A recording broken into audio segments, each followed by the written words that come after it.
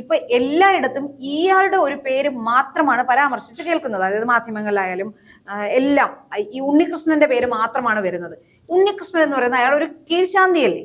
അപ്പം ആ ഒരാൾക്ക് തനിയെ ഒറ്റയ്ക്ക് ഇത്രയും കാര്യങ്ങൾ, അതായത് കിലോ കണക്കിന് സ്വർണത്തിന്റെയാണ്, ഇത് ഒറ്റയ്ക്ക് ചെയ്യാൻ കഴിയുമോ? അപ്പൊ ഇയാൾക്ക് കൂട്ടു നിന്നവർ എന്തായാലും ഉണ്ടാവും. അങ്ങനെ ഒരാളുടെ പേരും ഇവിടെ പരാമർശിച്ച് കേൾക്കുന്നില്ല.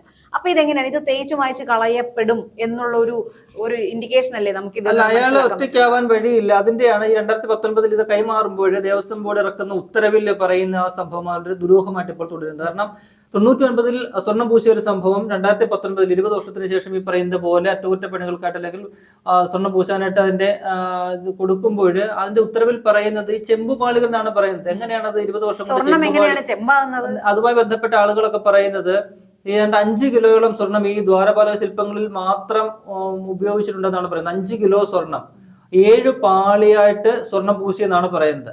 അത്തരം ഒരു ഇത് എത്ര പെട്ടെന്ന് 20 വർഷം കൊണ്ട് എങ്ങനെ വെറും ചെമ്പായിട്ട് മാറിയെന്നൊരു സംശയമുണ്ട്. ദേവസ്വം ബോർഡിന്റെ എനിക്കൊരു ഡൗട്ട് അടിക്കുന്നു. ഇനി ഇവർ അവസാനം വിജയ് മല്യ പറ്റിച്ചതാണോ?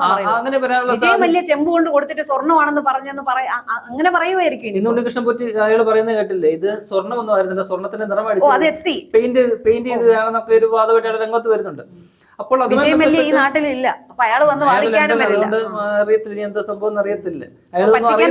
വിജയ് മല്യയുടെ പേര് പറഞ്ഞ് പറ്റിക്കാനായിരിക്കും ഇനി എളുപ്പം. വിജയ് മല്യ കുറെ ചെമ്പ് കൊണ്ട് തന്നിട്ട് സ്വർണ്ണം എന്ന് പറഞ്ഞു. അപ്പൊ എന്താ ഇവർക്ക് അത് ചെക്ക് ചെയ്തുകൂടായിരുന്നു? ഇപ്പൊ ഒരു അമ്പലത്തിൽ ഒരു സ്വർണ്ണം കൊണ്ട് സമർപ്പിക്കും. അല്ല, അത് ചെക്ക് ചെയ്താണ് കേട്ടോ. കാര്യത്തിൽ വിഷയമൊന്നുമില്ല. കാരണം അത് വിദഗ്ധനായിട്ടുള്ള ഒരു സെന്തിൽനാഥൻ എന്ന് പറയുന്ന ആളാണെന്ന് ചെക്ക് ചെയ്ത് 24 എന്നുള്ള അദ്ദേഹം പറയുന്നുണ്ട് 24 ക്യാരറ്റ് സ്വർണ്ണമാണ് അത് ഉപയോഗിച്ചത്. സ്വിറ്റ്സർലൻഡിൽ നിന്ന് കൊണ്ടുവന്ന സ്വർണ്ണമാണ്. അതിനകത്ത് സംശയങ്ങളുടെ ഒന്നും ആവശ്യമില്ല. അതിനുശേഷം നടന്ന കളികളാണ് ഞാൻ പറഞ്ഞത്. ആ സംശയം വരുന്നത് ആ ഉത്തരവിൽ എങ്ങനെ അത് ചെമ്പെന്ന് വരുന്നു. അത് ദേവസ്വം ബോർഡ് അറിയാതെ ചെയ്തതാണോ അതോ ഇനി ഉണ്ണികൃഷ്ണൻ പോറ്റിക്ക് അത് തിരിമറി നടത്താനായിട്ട് അറിഞ്ഞുകൊണ്ടൊരു വഴി ഒരുക്കി കൊടുത്താണെന്നുള്ള കാര്യങ്ങളൊക്കെ തന്നെ വ്യക്തത വരേണ്ടതുണ്ട്.